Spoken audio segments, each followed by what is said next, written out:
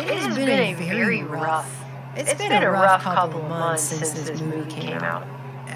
You know what? That's not even really the half of it. I'll just say, in my view, the last few months of my life have been some of the hardest months of my entire adult life. Just straight up, I'm just going to put it out there. And a friend of ours suggested this book by Dr. Bruce Lipton called The Biology of Belief. And I listened to the audiobook of it, and I have to say, it took the dude a really long time to get around to the point, or maybe it just took a really long time for me to get the point he was trying to make the way he made it. But I came away from this book with a very interesting point that I think we don't talk about this stuff as a society very much. Because I think a lot of times, especially when it comes to scientific concepts, the average person in public is talked down to, like we're all too stupid to get it, especially when it comes to our brains. Have you ever noticed that when they talk to people, they talk about neurology, and they always talk to you like, your little brain has little neurons that send out little signals, like you're 5.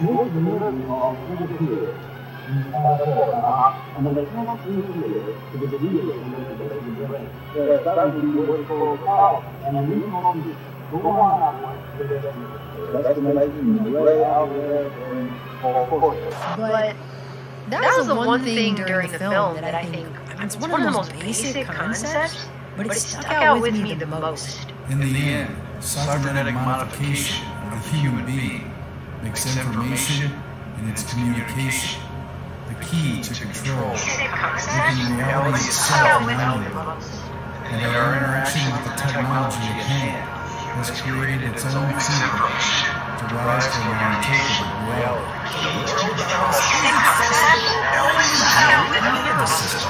It's something I think is greatly overlooked by a lot of people. I know it was overlooked by me. And that fact is that your reality really is based on your perceptions. I mean, for the majority of us, our brains are not making actual contact with the outside world. They stay in our skull. Hopefully your brain is staying in your skull, right?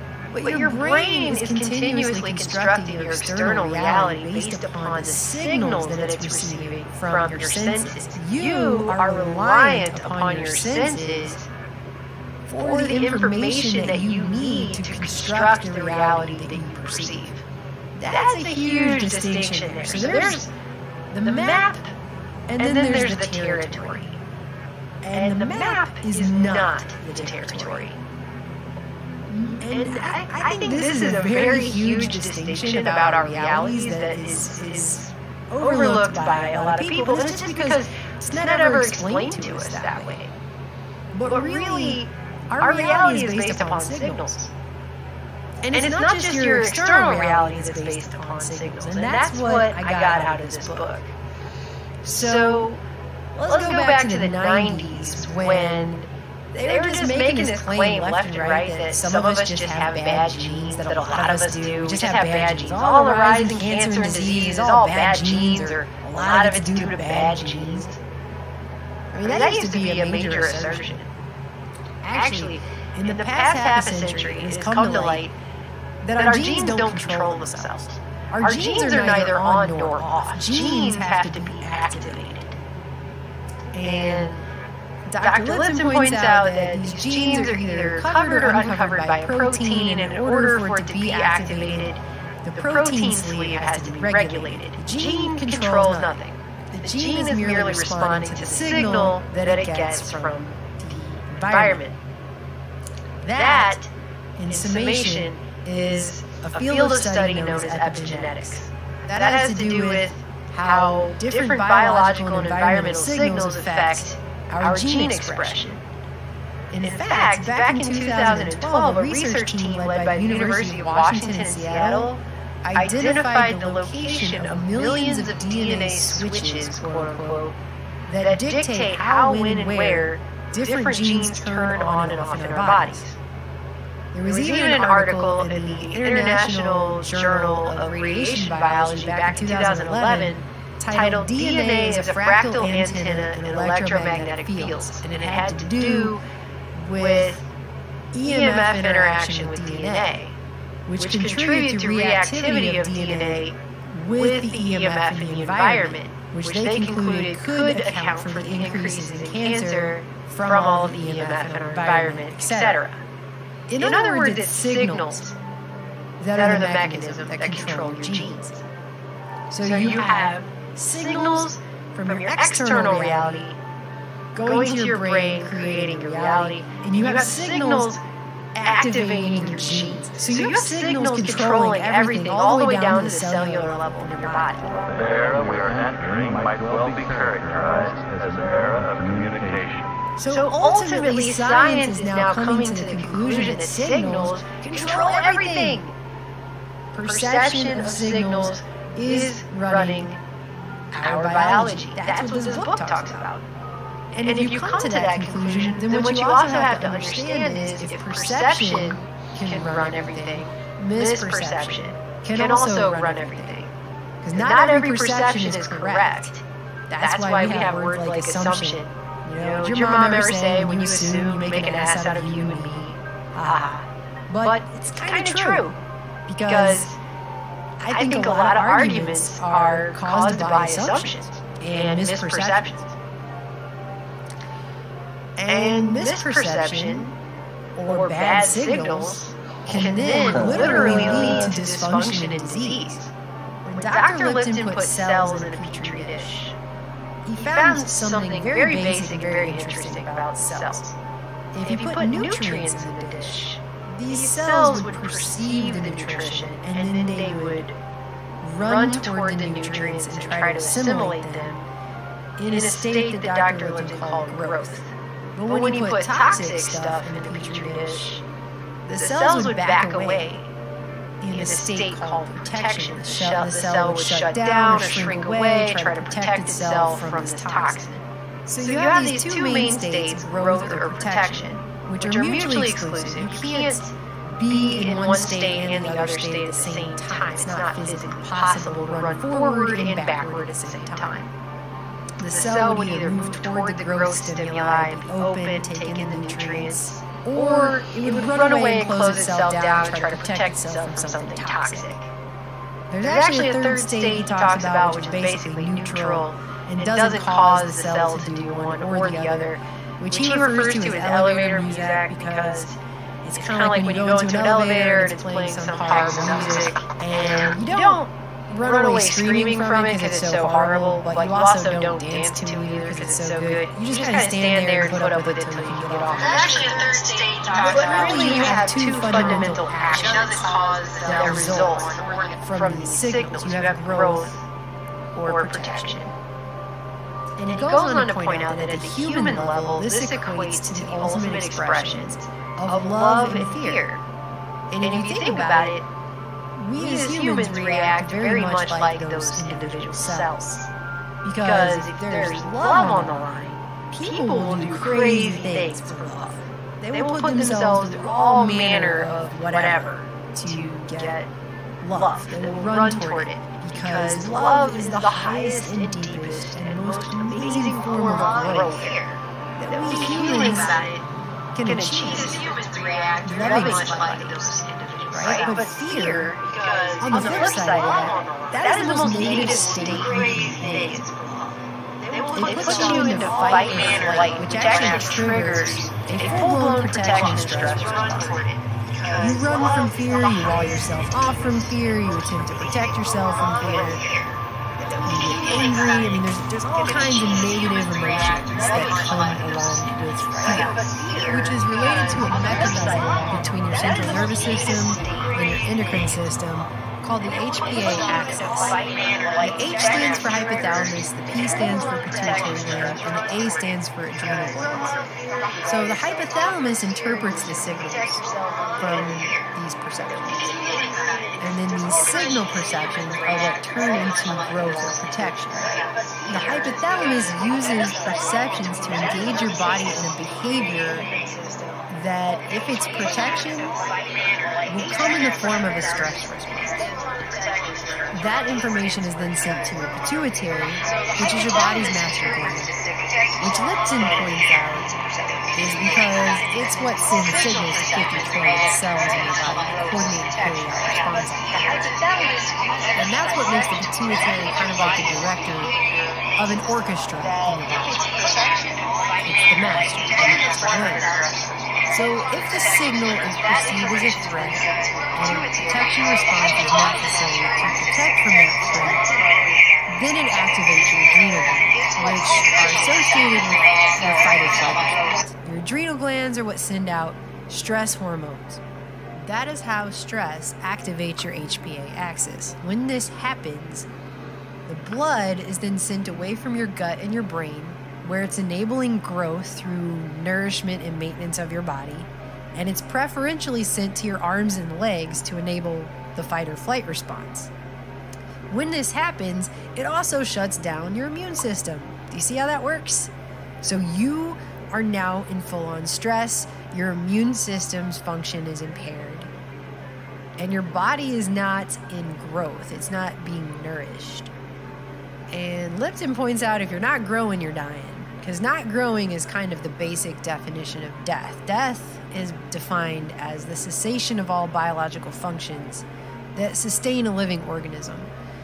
And you're not immediately, it's not like you immediately die, obviously. It's not like every biological function you have is just gone. But your basic maintenance and nourishment is not happening because all your blood has gone to the wrong place to enable your fight or flight response. And when this fight or flight is triggered and the stress response happens, what's supposed to happen is after the stressor or the detected threat signal is over, your system is supposed to go back to normal and you're supposed to go to a relaxation state. But what's happening in our society, everyone is so incredibly stressed out all the time for various reasons. It's to the point where anxiety has now overtaken depression. When you're in a chronic stress state, your immune system becomes chronically impaired.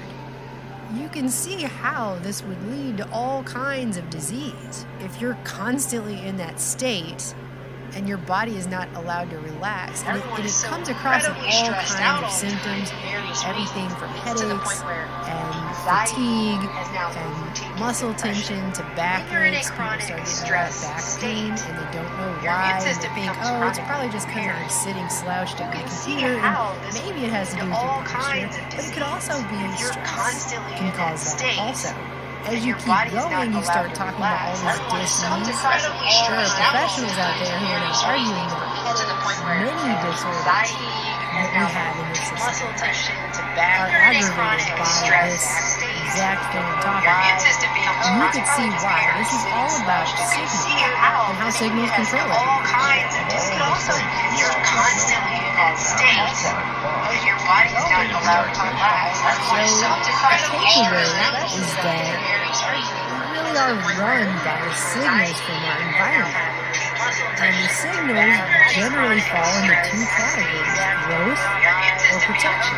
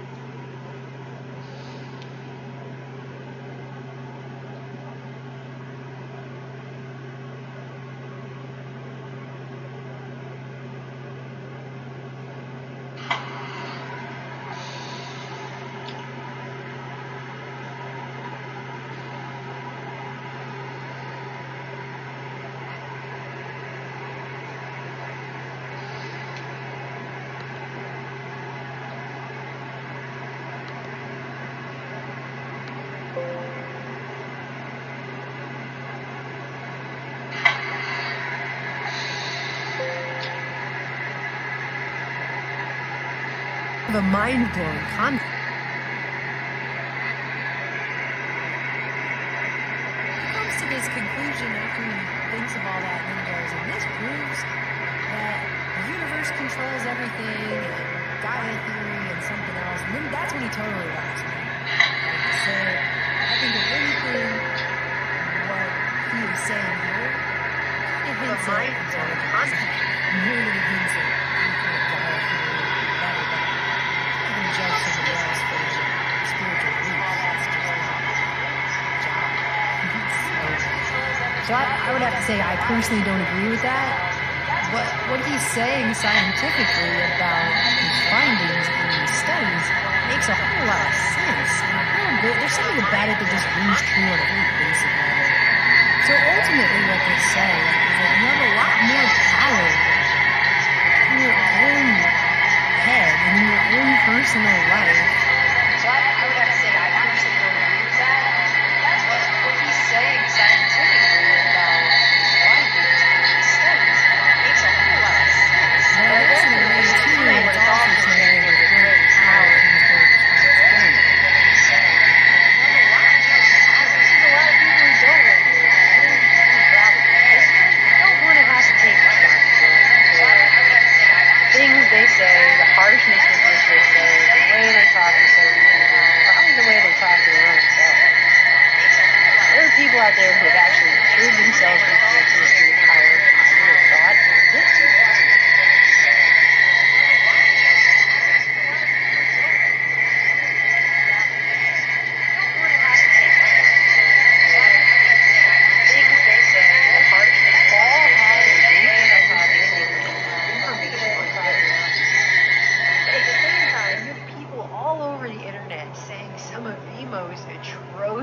Things that I don't believe the majority of those people. I cannot, unless I want to lose all faith in humanity altogether, I cannot believe that those people would actually talk like that to human beings in real life. People should not talk that way to each other, and there's a scientific reason why they shouldn't. And for people who have no faith or a spiritual reason why they shouldn't, now they have a scientific reason why they shouldn't. Just shouldn't. And I'm going to go one better and say that if you're talking like that, you're probably actually hurting yourself too. Because you're just sending out negative signals all over the place. It goes back to some of the most fundamental advice about loving your neighbor that we've ever been given, doesn't it? Anyways, I've probably rambled enough. I gotta get back to my other research. But I just wanted to share that with you all because it really has made an impact on me. And if it can help you in any way in your own life, just think about it from that perspective, because I just had never really thought about it that way before, and it really kind of opened up my eyes. So, anyway, it makes a lot more sense than just telling everybody you got bad genes. My other research.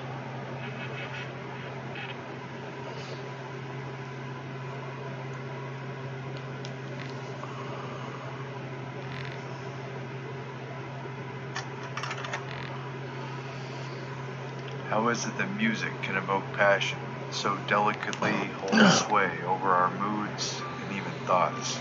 Aristotle reportedly said, music directly imitates the passions or states of the soul. Hence, when one listens to music that imitates certain passion, he becomes imbued with the same passion. In short, if one listens to the wrong kind of music, he will become the wrong kind of person. But conversely, if he listens to the right kind of music, he'll tend to become the right kind of person. When is music just great, passionate, and a song that speaks to the soul? And when is music being used to manipulate, to manage, to market, and to get everyone in line? It seems that good music just grips you and makes you want to listen to it, and I've always wondered why. It is perhaps no surprise that music can alter mood and emotion, even to the point of mind control. An article in 2012 from the Scientific American, a mainstream publication with general establishment credentials, published The Power of Music, Mind Control by Rhythmic Sound. It reads, you walk into a bar and music is thumping, all heads are bobbing, feet tapping in synchrony. Somehow the rhythmic sound grabs control of the brains of everyone in the room, forcing them to operate simultaneously and perform the same behaviors in synchrony. How is this possible? Is this unconscious mind control by rhythmic sound only driving our bodily motions? Or could it be affecting deeper mental processes? The mystery runs deeper than previously thought. According to psychologist Arnett Schrimmer, rhythmic sound not only coordinates the behavior of people in a group, it also coordinates their thinking. The mental processes of individuals in the group become synchronized. This finding extends to the well-known power of music to tap into brain circuits, controlling emotion and movement to actually control brain circuitry of sensory perception. This discovery explains how drums unite tribes in ceremony, why armies march to bugle and drum in battles, why worship and ceremonies are infused with song, why speech is rhythmic, punctuated by rhythms and emphasis on particular syllables and words, and perhaps why we dance. And they described a study where they had subjects look at a monitor and they flashed images and they were supposed to call out the ones that were upside down. And while they were doing this, they had a simple 4-beat rhythm playing in the background. It was syncopated and skipped the 4th beat of every measure. And what they found was that the subjects much more quickly identified this inverted image when it was shown in the missing drum beat of the 4-beat rhythm.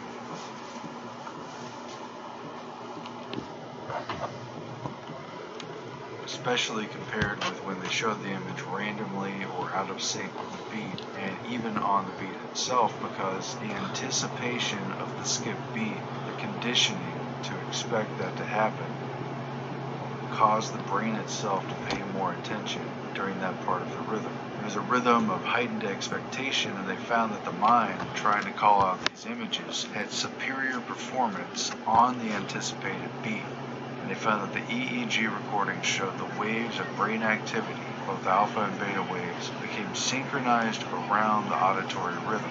Perception of the external world entering our mind through our eyes is affected by the rhythm of what we hear in beat with an auditory rhythm. It's not some kind of long drawn out meditation or hypnotic effect. It happens as soon as the brain interacts with music. It reminded me of a Kurt Vonnegut sci-fi novel published back in 1959, The Sirens of Titan, where he painted an eerie vision of one possible future in which men were so hopelessly debased as to be commanded on Mars of all places by radio-controlled rhythms and behavior modification through punitive shocks. And the passage talks about how the men had marched to the parade ground to the sound of a snare drum. The snare drum had this to say to them: rented a tent, rented a tent, a tent, rented a tent, rented a tent, rented a tent. The army had come to attention in utter silence. No audible or visible signal had been given. They had come to attention as a man, as though through a stupendous coincidence.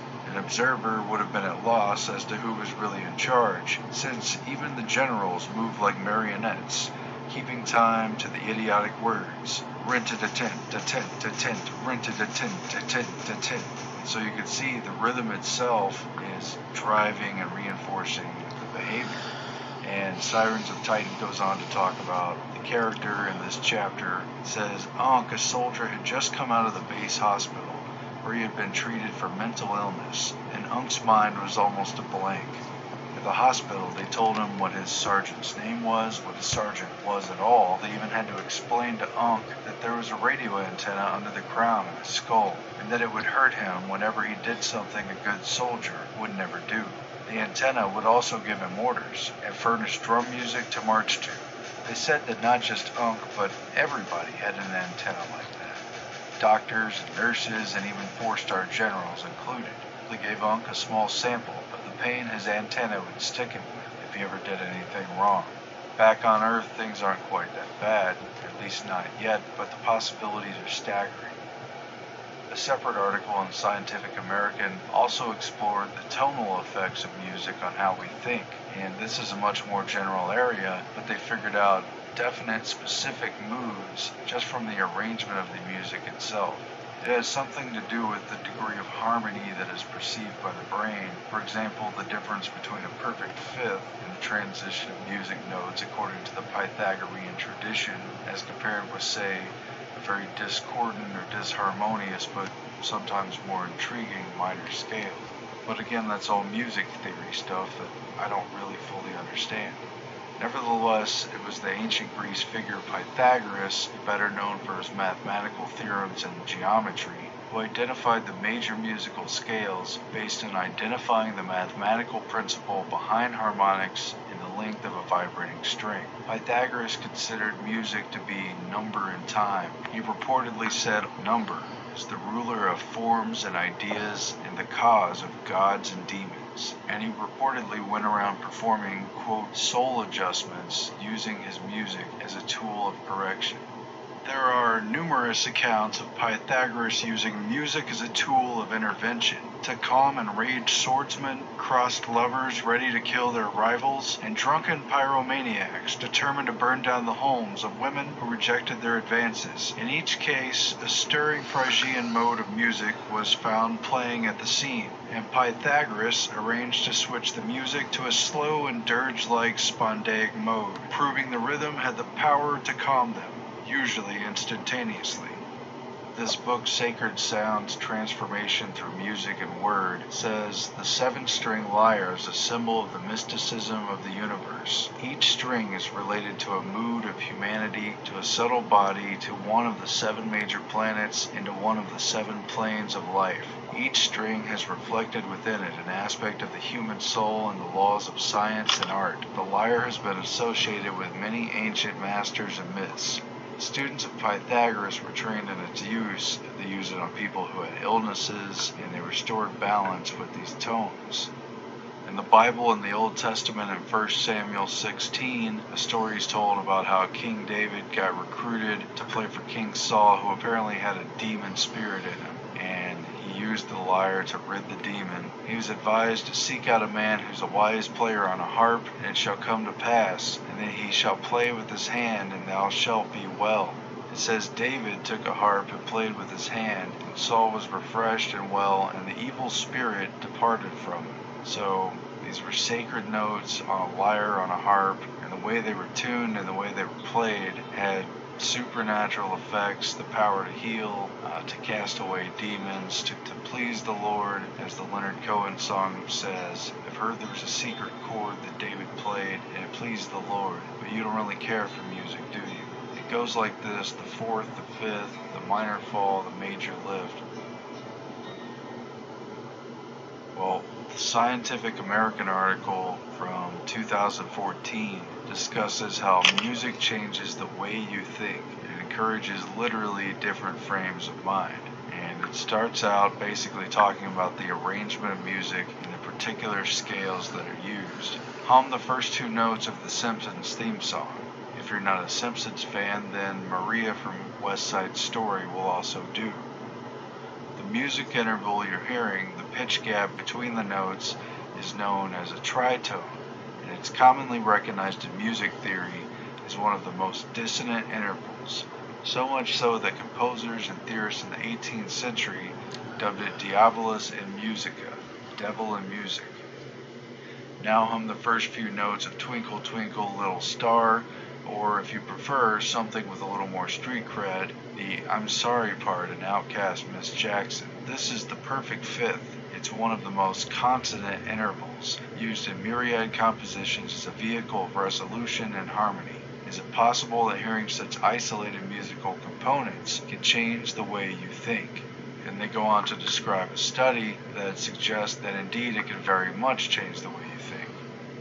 The specific thing they found in the study was what they say is a relatively new theory known as construal level theory, and it is the premise of the link between how far things are from people and how abstractly they construe them.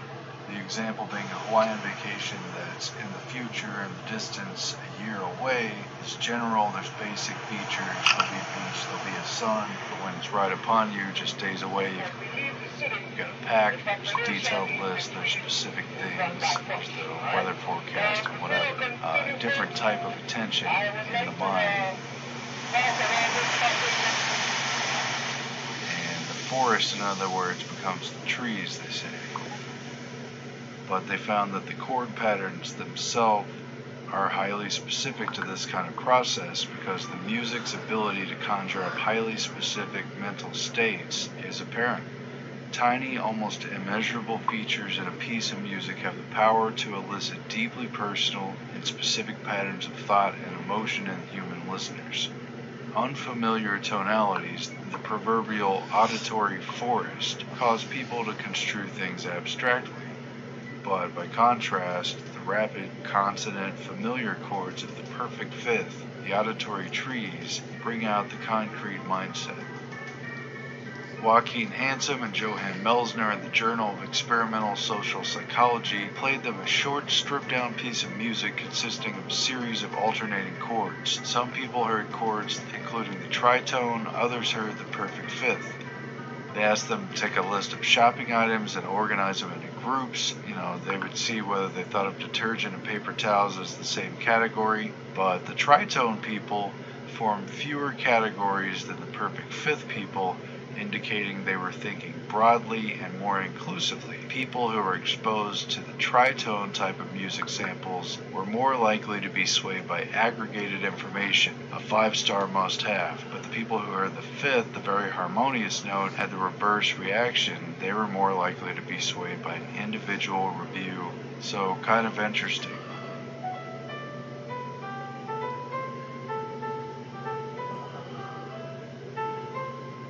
And this book, The Sacred Sounds, Transformation Through Music and Word, it has a list of responses to musical harmonies that have been figured out over the years. And a lot of these meanings are also symbolic. They've even been used ritualistically, magically, and they talk about how the perfect octave, I think basically the middle C, it has a feeling of rest. There's a union between the male and the female sides. The fifth, which is a G and a C, stimulates feelings of movement and power of new life coming forth, a specific sense of rebirth, whereas the third, which has an E and a C, awakens compatibility and resonance, and it has a, quote, magical quality to storytelling and embellishment, whatever that means. The fourth has an F and a C, and it announces something new. It specifically hints at an entrance. It awakens feelings of being controlled. It touches at the heart and rings it, but it can make some people feel uneasy.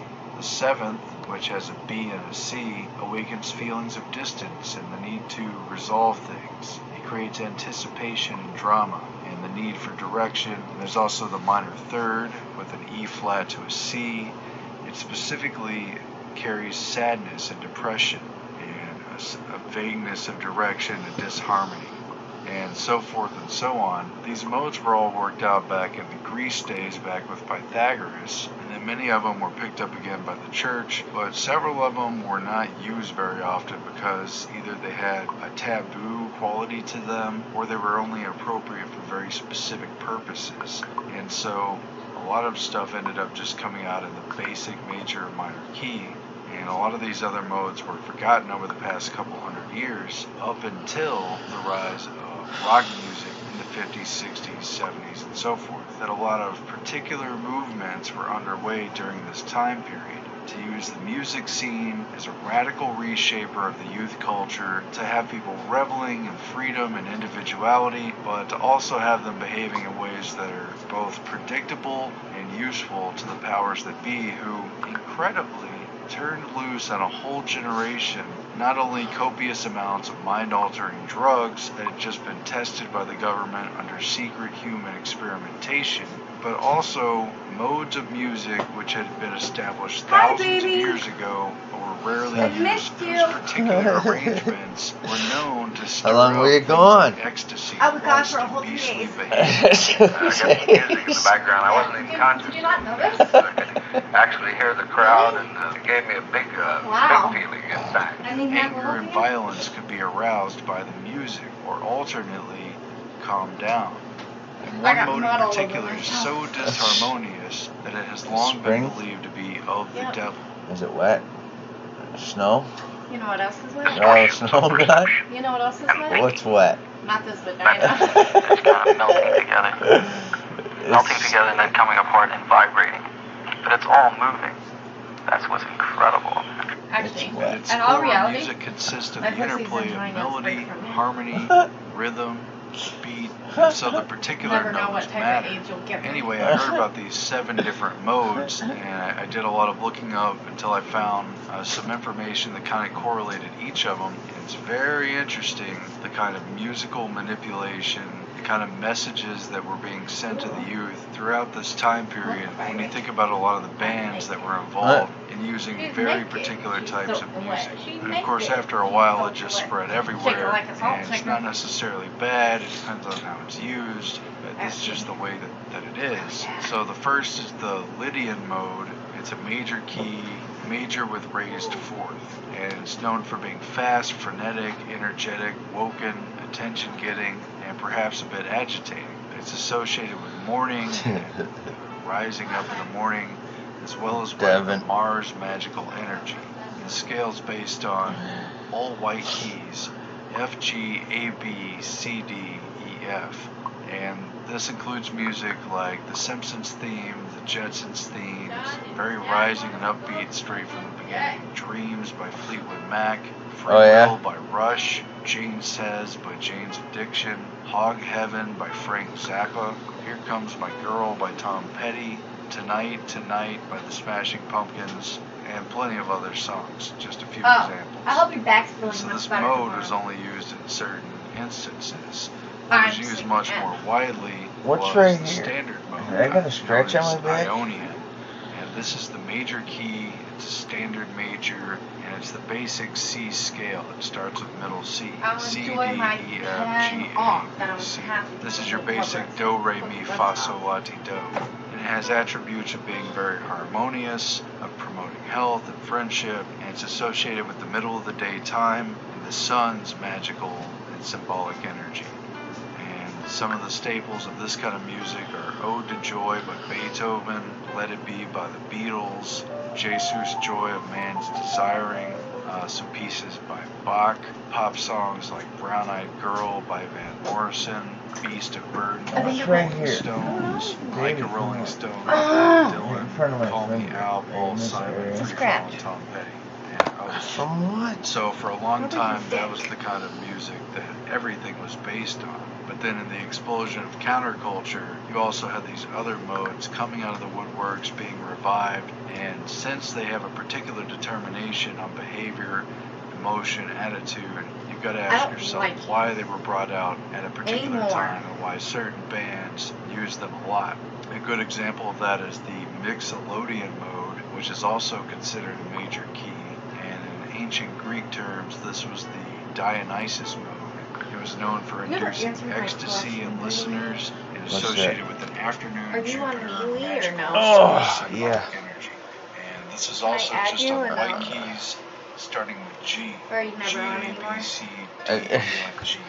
And this is found in songs like L.A. Woman by The Doors, Norwegian Wood by The Beatles, Ramblin' Man by Allman Brothers, and it's known as Jerry Garcia's signature mode. In Do particular, it's found in you Grateful Dead love songs me? like Dark Yeah. Star and Fire on the Mountain. It's also in more recent music, The Pixies, Here Comes Your Man, Jimi Hendrix, Third Stone from the Sun, Blind Melon, No Rain, Neil Young's Cinnamon Girl, The Toadies' Possum Kingdom, and Beatles songs Dear Prudence, Get Back, and Paperback Writer. So it's used a lot, and it's not always just one scale per song. I mean, usually there's a change up, like in LA Woman, where they shift out of Mixolydian mode for the kind of end of the song part with Mr. Mojo Rising, and then it goes back into that mode. So there's a shift, but when they do it, there's a particular emotion that is brought out by that. Another big one that was brought out, particularly in the counterculture of the 60s and 70s, was a much heavier use of Dorian mode, which is a minor key, and it's very old-timey. In the old days, it was very common. It's folksy, it's and it's How long have I been associated streaming? with Saturn, symbolic magical energy. Didn't even. Oh yeah. And this is a 40 scale that minutes. starts with D, E, F, G, A, B, C, D. Starts with What's D. in 40? Some people consider this to be How do very I know if Pink my mic is Floyd-esque. on or It's also off? found in the Doors, The End, very long, drawn-out, haunting song.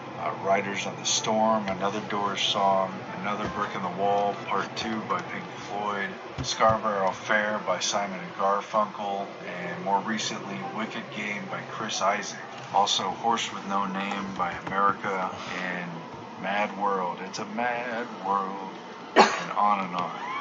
There's also Aeolian mode. It's a minor scale, very much associated with soulful, passionate appeals to the gods, to meditation, calming, soothing, healing, in every way associated with midnight and moon, magic, and symbolic energy.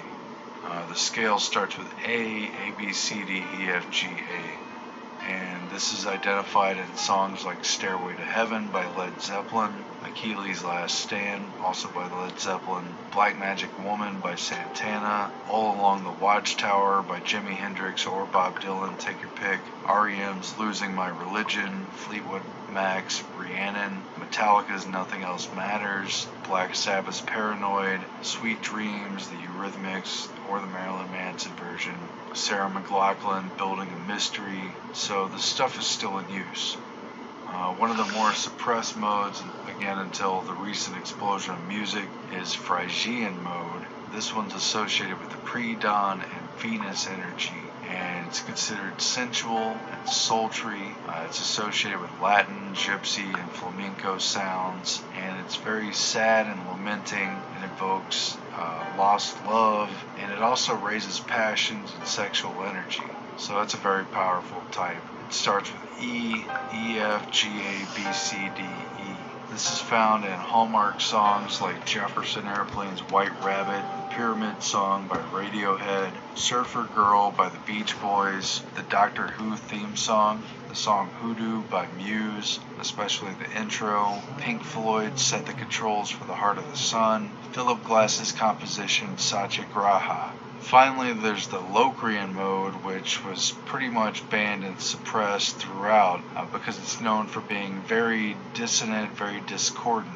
And the dissonant tritone, known as a diminished fifth, very much is a controversial kind of music. It's considered that it doesn't stand on its own at all. It's very rarely used in an entire piece, but when it is used, it brings about an accent of disharmony. And it's associated very much in a morning star kind of way with twilight, the time between night and day, and with Mercury, magical, symbolic energy. The scale starts with a B, C, D, E, F, G, A, B.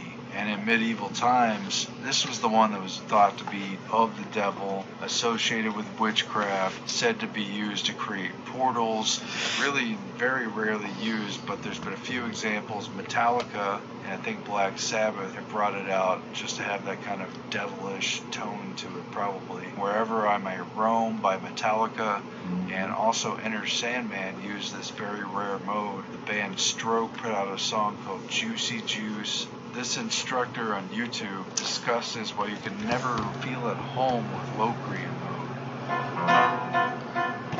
This is Locrian. There's a reason why we don't use Locrian.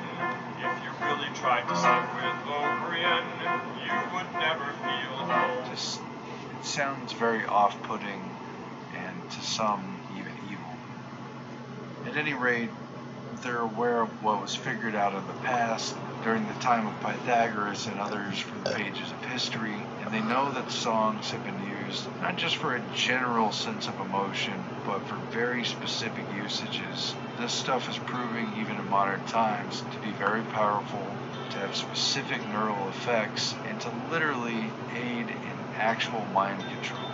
So don't take it for granted.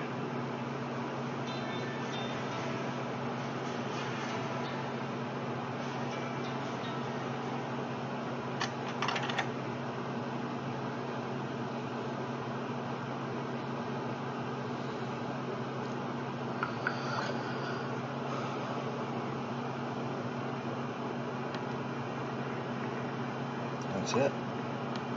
Boom. Done.